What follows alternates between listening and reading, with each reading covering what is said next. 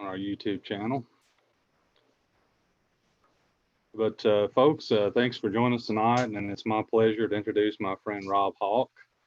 Rob is a county extension director for North Carolina State University Extension, and he supervises 2 extension offices in Swain County, North Carolina, and also in Jackson County, North Carolina. And I first met Rob, we were looking for a field trip for a council when I was a Kentucky agent, and I found an article that ranked Sylva, North Carolina as one of the top small towns you've never heard of.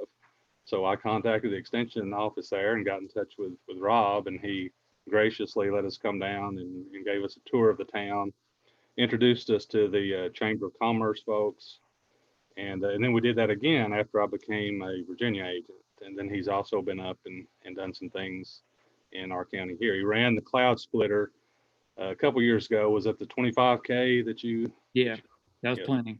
Yeah. So cross paths with him there. So he's going to talk to us tonight. Here a few weeks ahead of the election about ethics, and he's going to talk about cowboy ethics, code of the West. And so Rob, I'm going to turn it over to you. All right. Thanks, Phil. And I appreciate you, Phil, reaching out to me to present, because we're doing a lot of virtual. Phil and I were talking before y'all got on, and we're trying to get back to some normalcy and have some things in person, practice and distancing and with the mask and all that. And we're getting there. It's just slow. So like Phil said, I'm Rob Hawk, County Extension Director in Jackson Swain. If y'all know where Cherokee is, I'm sure you've been to Cherokee. And then, of course, Sylva is the county seat of Jackson County. There's a university 5 miles south of there called Western Carolina University.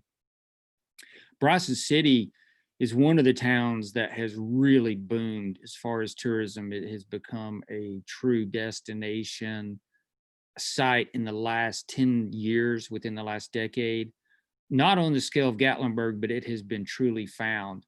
So one thing that as a county extension director, outside of administration and supervising staff, 4-H agents and horticulture and home demonstration and administrative staff, we do a lot of community development work, leadership development, and natural resource type work, along with helping the staff. And one thing, we're such a heavily tourist area that we came up with about 15, 16 years ago, a program called Quality Customer Service and Hospitality. And I've taught that to small businesses, local governments, nonprofits, you name it, we've done it. Smoky Mountain railroad staff, all through the mountain area, especially in Swain and Swain County, especially. So one thing that I developed several years ago was I started doing some research, Code of the West, cowboy ethics, and it was a thing that we put in the newspaper, kind of getting people ready to think about what they can do and for themselves, as well as what they can do for their neighbors as far as preparing for winter. And I thought, we'll make that an addition to the customer service and hospitality. And glad I get to share it with you, because I know I'm preaching to the choir with you folks. You live in a rural area of Southwest Virginia and East Kentucky there. And some of this is very much something we've known since childhood, because our parents taught us and grandparents taught us. And it's something that we need to be reminded of, and also remind others that we work with and those that reside in our community. So I'm going to share the screen here.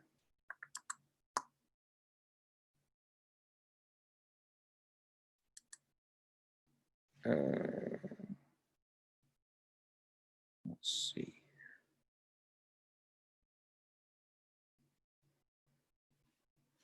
Hold on just a second. Okay. Could everyone see the screen? Just give me a little. Yes. Very good. Okay. So this is a PowerPoint I put together that actually presented at the out of Leopold National Conference probably 5 years ago, maybe 4 years ago. In one of my roles is I'm the North Carolina State co-coordinator of the Leopold Education Project, which is based on Aldo Leopold's philosophy of land ethics. So this kind of fit in with conservation. So some of this ties into conservation, as you'll see. So Code of the West. And this is the Code of the West. Cowboy ethics is really drawn from some of the information that the code was never written down. It was what people on the frontier lived by, that cowboys on cattle drives lived by. There was, you know, it wasn't your attorneys, it wasn't your bureaucracy trying to force codes and ethics on people. It was how they lived. It was a lifestyle. And that's something that hopefully we can regain at some point in our culture.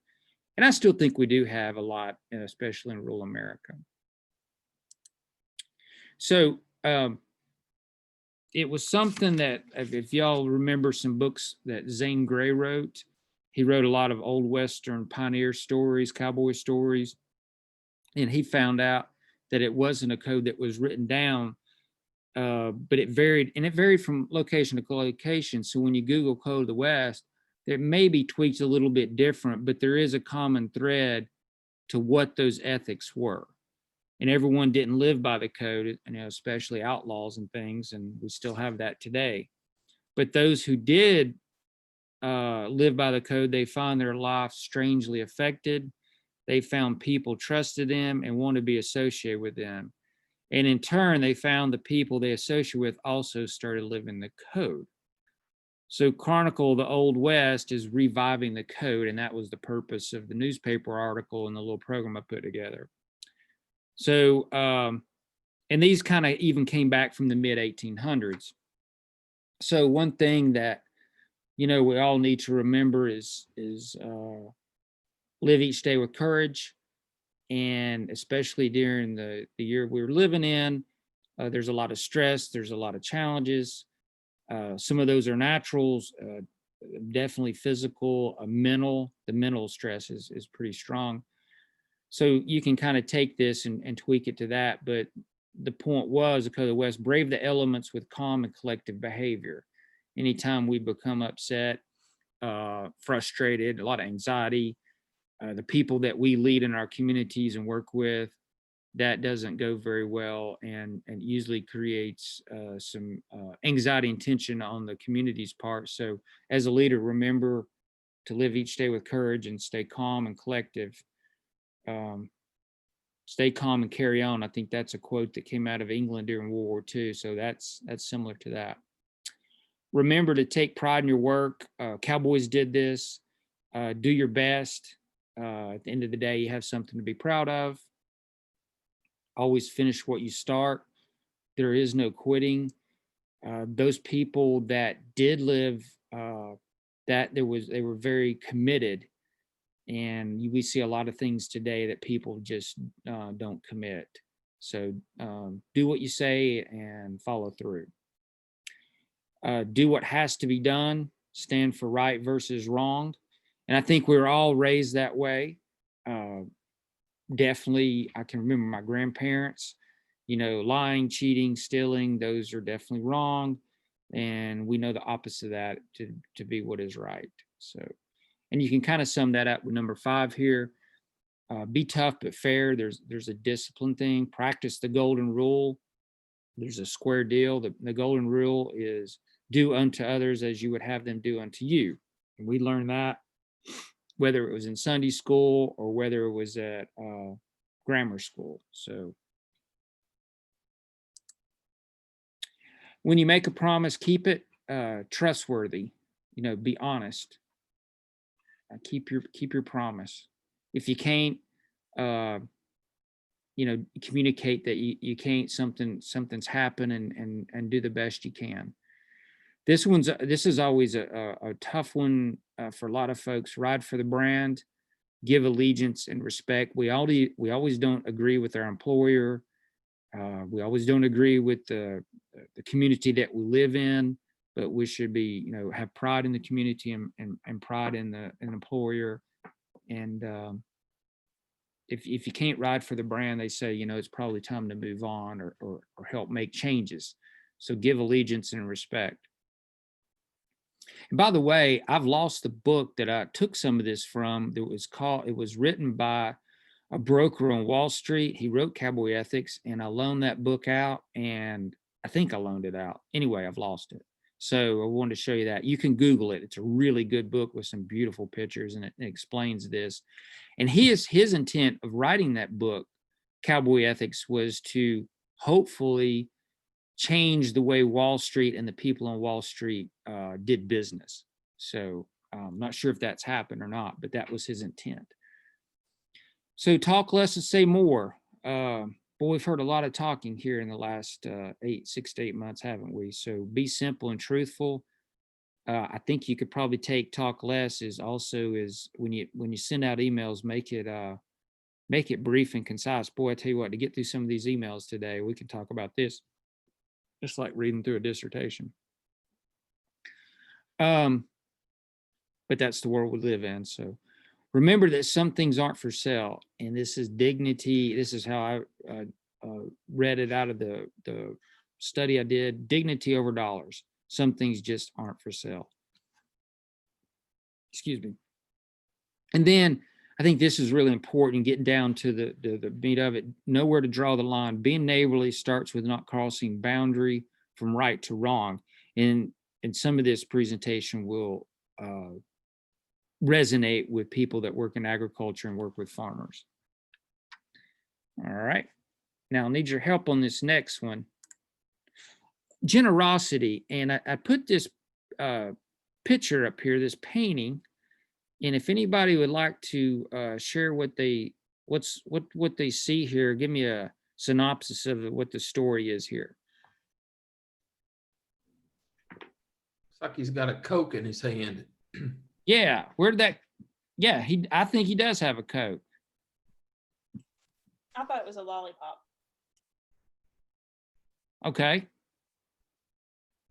Now, cowboys don't eat lollipops, do they?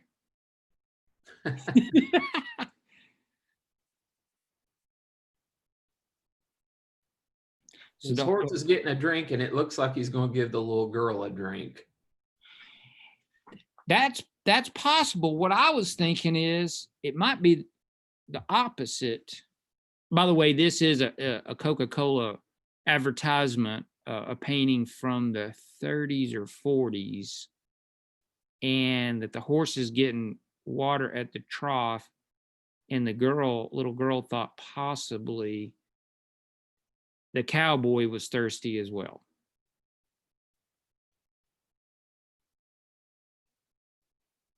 So a simple act of generosity that can go a long ways. And I guess this cowboy was on a cattle drive. But maybe he is giving her a drink. I'm not sure. Anyway, Code of the West, Cowboy Ethics, it's about generosity.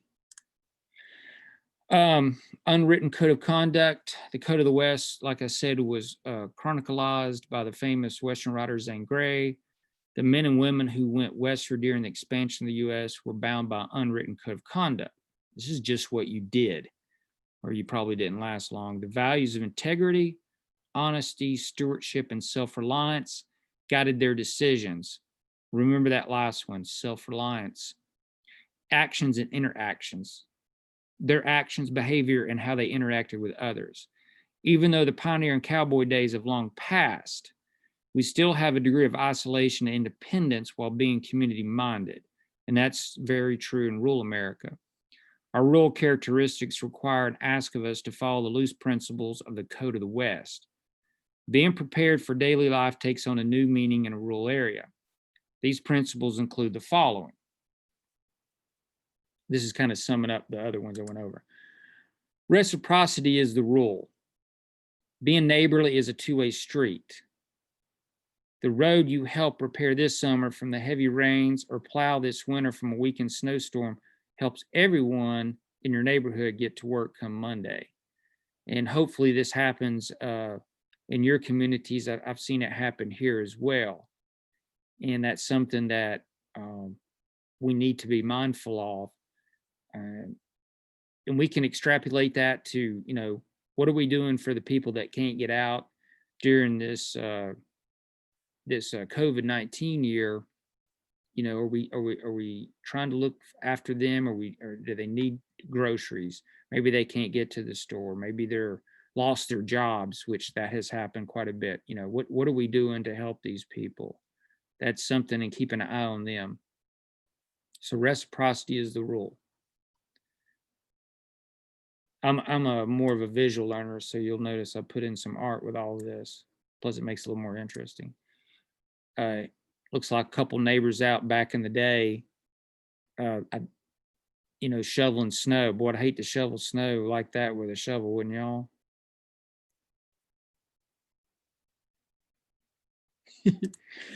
Work together. And this is a good point here. Rural residents who come together often are more successful as a community than those who go it alone. Okay. So working collectively together makes light work for everyone while giving you individual freedom for yourself and your neighbor. Okay. So a lot of times we shouldn't have to rely on our governmental services. We should rely on ourselves, and we can only keep our freedom if we help other people. Okay. Adjacent landowners can work collectively to combat noxious weeds and pastures, which will help save money, labor, and improve the stewardship of resources. It does little good for one farmer to try to eradicate, for example, Johnson grass or multiflora rose or anything that's blooming that can blow into the next pasture. That's something, if farmers that have a lot of different adjoining land, adjacent land, trying to eradicate a pest or invasive plant, maybe kudzu or something like that. That's one of our big ones here in Western North Carolina. Work together. I can cut back kudzu, but if the neighbor is not willing to do it, sure is going to create a lot of problem. So try to find that partnership and network. And here's one, y'all may sit on some farmland preservation boards. This is one of their messages for sure, to keep the agriculture going and tell the rest of the community. And we're a very high second home area here in Western North Carolina.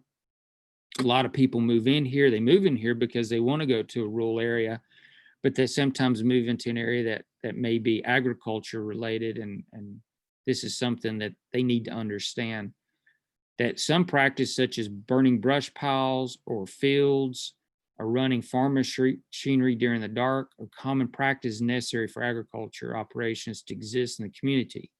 And it's not going to stay rural if we don't have the agriculture. And we'll throw timber in there as well, which helps maintain our rural characteristics. That's something as people we work with in rural America, we need to explain that to the people that move in, because we've seen this down in Eastern North Carolina with the hog operations. Those hog operations have been there for decades, and then people move in, and then they don't want the smell of, and then that turns into lawsuits, and it can turn into a complete nightmare. So I love this next image. Good fences make good neighbors. Of course, we're not like the movie Open Range. The fencing eventually came, and especially here in the East, working with your adjacent landowner is something that you hopefully can do together. And you hear about these things. I've gotten calls as an agent, someone that has, a dozen hogs. Of course, it's not a full-blown commercial operation. They're doing it butchering from themselves for their family and friends, but then they let the hogs out at night to go rummage through the forest like they did back in the pioneer days and go for the stuff, and then they just basically race the neighbors inside their house. and they become wild and tear up the yard, and it creates a lot of conflict. We've had that problem here, especially in Jackson County. So good fences make good neighbors. That goes back to respect. And then reduce tensions, control not only your livestock, but also your dogs from roaming other properties, which can cause tension among neighbors. Mending fences builds future friendships. So mending fences build future friendships. So just a little tidbit. And then honor privacy and individual responsibility, private property and privacy. People are often unaware of private property lines. Therefore, it is always the responsibility of the individual to know whose land they are on, regardless if it is fenced or not. Remember to always get permission before entering private lands, even if you're walking across the woods. Research maps closely. We have incidents here on more than one occasion where people have hunted for years and then a big development goes in. Of course, the people that are now moving in don't want the hunters, and then the hunters are usually the locals, so then it becomes a native versus a non-native, and that has created a lot of tension in Western North Carolina. So that's something we have to remember.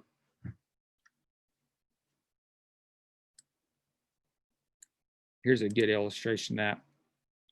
Practice privacy. So that ringneck pheasant there is definitely in the know of where to be if the hunters are practicing the regulations hunting. Being prepared and self-reliant. This is a big one. So being self-reliant is something that I think we're slowly losing. And I think we need to regain. Consider that the nearest emergency services may be 30 minutes away, or the road you're driving on today may be impassable. When a flood strikes, a windstorm, a snowstorm, do you have an emergency kit? Are you as an extension person helping people have an emergency kit? Food stock for snowstorms, medical and food supplies, always on hand at all times of the year, check monthly.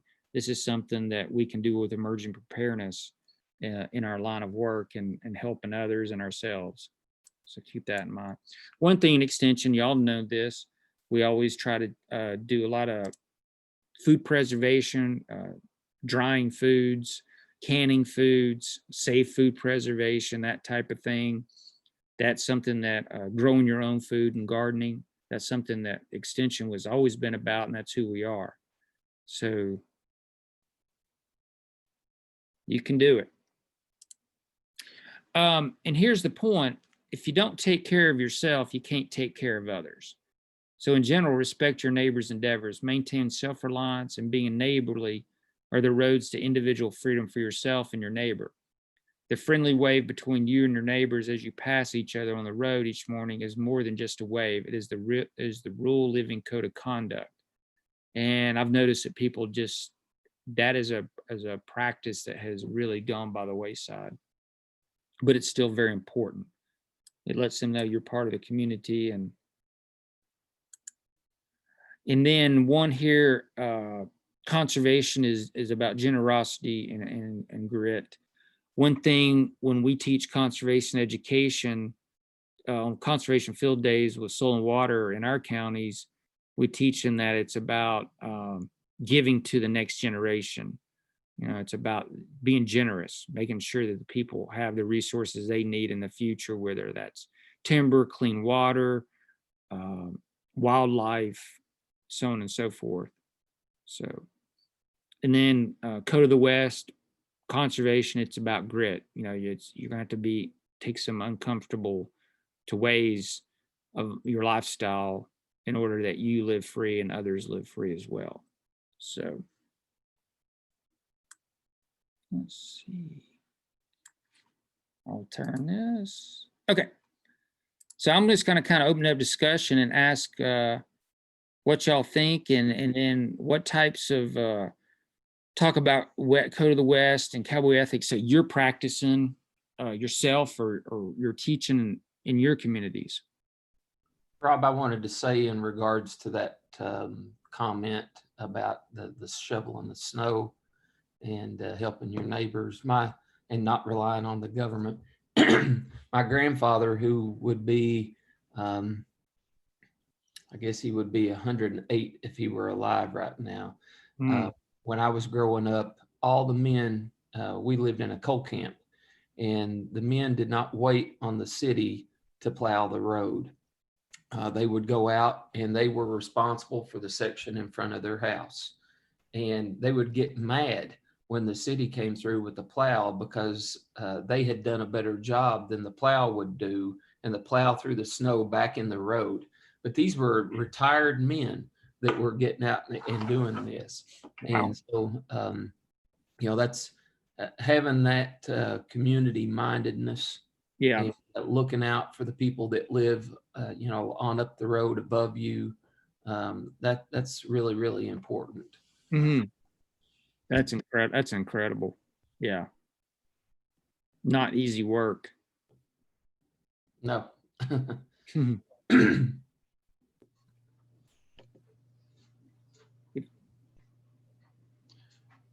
Rob, I know one of the things that we all deal with here, you talked about the property rights and so forth. Probably all of us could look at issues. Well, Shad's aware of an issue with a lot of ATV use on a developed trail, and then we run into things with company-owned lands here in Wise County, and people have historically used that for different activities, and now all of a sudden they're going to keep doing that because their grandparents did it. Right. So I know that's a lot of moving parts. I know you got the same situation where you are with having the national park nearby, but sometimes it's a hard adjustment for people if it's something that they've had access to for decades, and then all of a sudden they can't do those things anymore. Yeah, always a struggle. It is a struggle here in the Western North Carolina area. It's been a lot of they call them halfbacks because they were from the north, went to Florida, and they came halfway back after they retired. And they do bring jobs, they bring income, and some of them really do bring some good things, good changes. But then sometimes they want to also bring the way things were where they came from. That's created a lot of tension here. It seems to be a little bit better now, but gosh, 10, 20 years ago, it was brutal. Well, if it's tourist season, here's bumper stickers we've had. If it's tourist season, why can't we shoot them? So, and we're just growing. I mean, we're just, maybe things aren't growing as fast in East Kentucky, but boy, you take this, I call it the Mid-South, it's exploding. Yeah, we're in an impoverished area. Yeah. And the tourism thing has not caught on here like it has.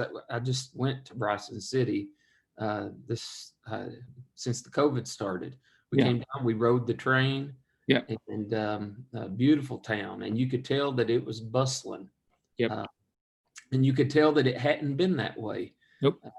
It had been a typical small town that had died, and tourism brought it back. Yeah, it was a timber town, and then it's been a remarkable transformation.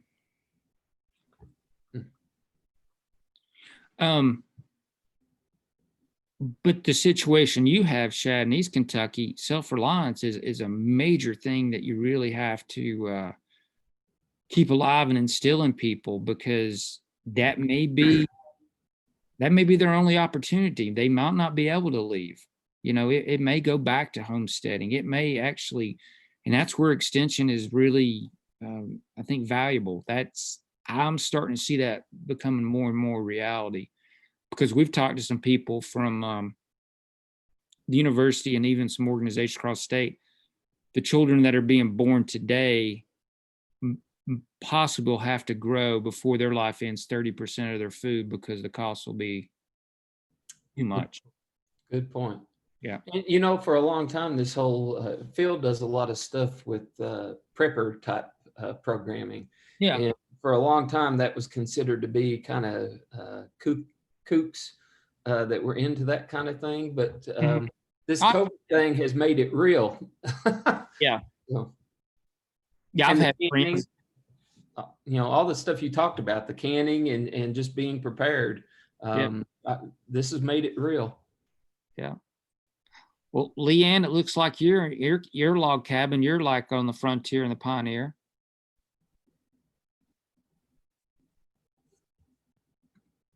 Oh, do you mean me?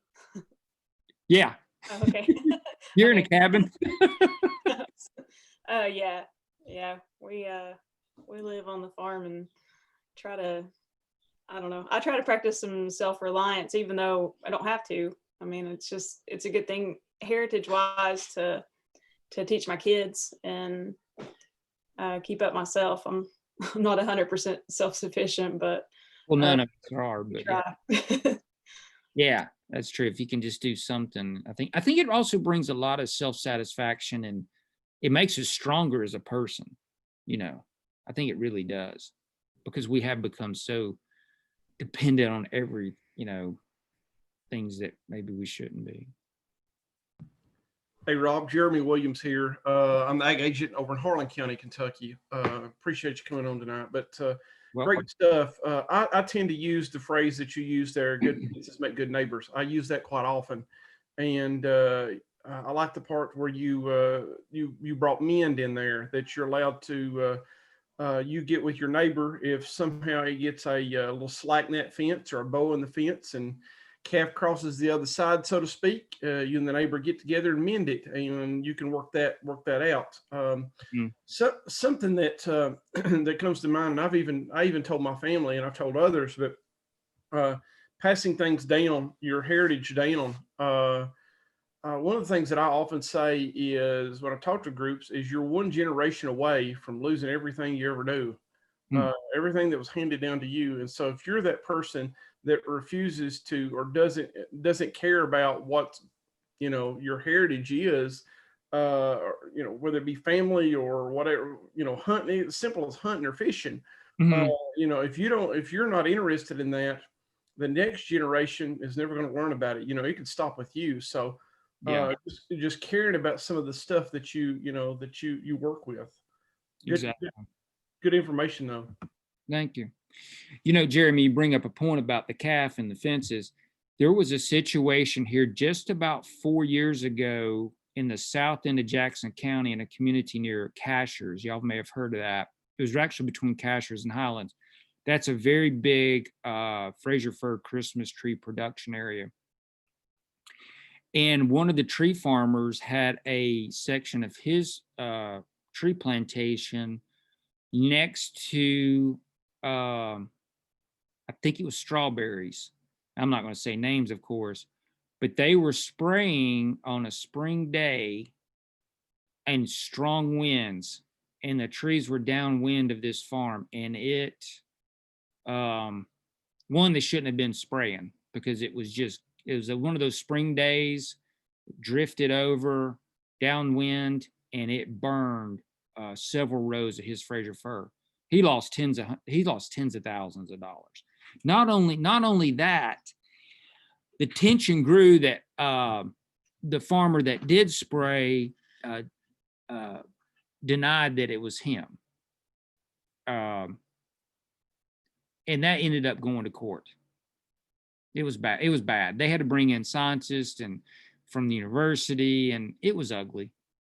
And there's no need for that. There's just no need. And he has since taken those trees away. He lost that field. That's the kind of stuff that can happen. Rob, has NC State taken anything that you've put together and put this in the form of a publication? No, the only thing I've done, Chad, and I'm going to send this to each of y'all. So after this, if you can send me your physical mailing address, I'll send you some stuff. I just made a little fact sheet, and it was simple. I put that Coke thing, and then I wrote it out. That's the only thing we've done. That would make an excellent publication, Mhm. especially if you highlighted some of the things like the spray. Yeah, kind of spell that out. Yeah. Okay. I think that would have broad appeal nationally for people that maybe live in suburban, on that rural suburban interface. Correct. Okay. With a situation like that comes to mind is these two neighbors may have not have known each other well, which is typical this day and time, even in neighborhoods. Yeah. And so they doing the right thing could have brought both the neighbors together and said, hey, I've done this, I've done wrong, but let me tell you what I'm doing with strawberries. And then the Christmas tree neighbor, so to speak, is, he's oh, let me tell you what I'm doing here. And so it may have formed a neighbor bond. In other words, the good fences make good neighbors, and they were able to mend a fence. So that I must share that definitely some great information there. Well, and our ag agent got right in the middle of this, had to, and she had to bring in experts to do the samples and send the samples down to the university and what was the damage, and it got ugly. So y'all have been through this kind of stuff. Yeah, and the sad thing is an attorney made money off of it when it could have been resolved through just, I know that was expensive on the strawberry farmer. Yeah. But if he had just gone ahead and owned up to it, tried to work something out up front, then he's not just out the expense of the attorney. He's burned a bridge with his neighbor now, and that's never going to be restored. Yeah. So another one, and y'all probably had this. We had a lady call us, and she said, "I've got a neighbor that had 3 hogs and had 6 hogs and 9 hogs and a dozen hogs. It went from slaughtering a couple in the fall to a couple, a dozen, which is a lot." And she goes, "I can't even go out my house. These things chase me in the house. What do I do?" Well, the sheriff's department went up there and they pin them up at night and then loose, or let them. We've had a lot of that. I don't know if y'all have had any of that kind of stuff. I know something that we run into is sometimes we'll have folks who maybe lose bees, and they're accusing the neighbor, and what the neighbor has sprayed, there's no way that killed those bees. It was just probably the bees starved or something like that, but you just can't convince. Some folks think that anything except their poor management's what killed the bees. So it's just really hard to know which way to go with that. Yeah, and I think if we can educate people up front before these situations happen, that's the better. It's better to have the neighbor built. We've all had, I guess, neighbors that didn't cooperate, and that's. Rob, I had a neighbor that had 40 dogs on a 1/4 acre lot in a residential neighborhood. You can't make that stuff up, and so sometimes you can't fix, there might be mental illness even involved, and that's a whole different can of worms. But yeah, what you've been talking about is just a reminder to us to be the people that we want to live next to. Yeah. So, I'll also send you this here, Living the Code, and we, respect yourself and others, accept responsibility for your life, be positive and cheerful. That's really, really important. Be a person of your word, go the distance, be fair in all your dealings, be a good friend and neighbor. I've got some really good neighbors right now. They're renting a house near me. They're working on the new casino tower, and my gosh, they're great. The only cowboy ethics that my dad, that I learned as a kid growing up was when we were going out to the farm to work, you always wanted to sit in the middle because whoever's on the outside had to open the gate every time.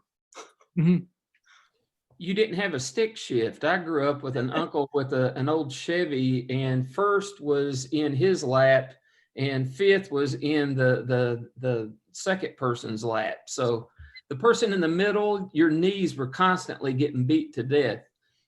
Yeah, we had that, but it was better than getting in and out of the truck so many times. And you also didn't have to drive. Yeah. Well, let me, before we go on, finish up, but where's everybody from? Okay, I know, Leanne, where are you from? I do the 4-H program in Wise County with Phil. Okay, I got and Aaron, that's you in Yeah, I'm from Scott County, Virginia. Scott County. Okay, It's on the suburbs of Gate City. I know where you are. Wise County. How do you pronounce your name? Jaquita? Is that right? Jaquita. Jaquita. Okay, I've never heard that. And Dustin, where are you from?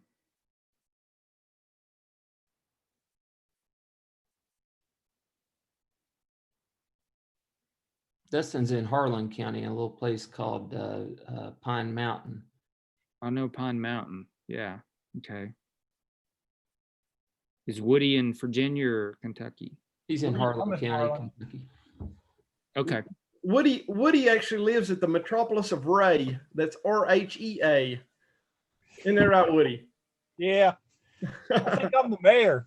That's what I was going to say. I think you're the mayor. I think I'm the mayor and city councilman. Hey, that's like where Phil grew up. Was it Ray County you grew up, Phil?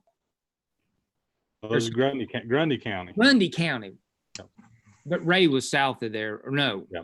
Yeah. Well, it was more towards, I guess, Dayton and that area. Okay. Right. So I grew up in Cleveland, Tennessee, Bradley County. So we're all kind of Appalachia. There's a culture to us, and we are a culture that really,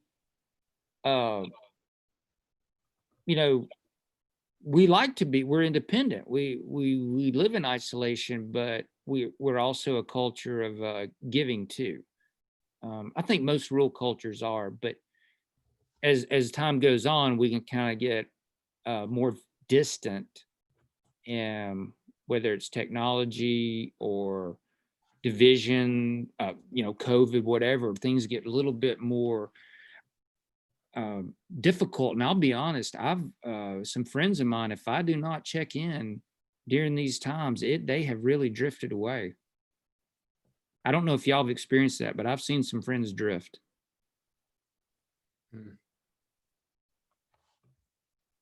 Kind of have to go back out there and pull them back in with an apple cake. This COVID thing has caused people to retreat somewhat, and this is an observation from church.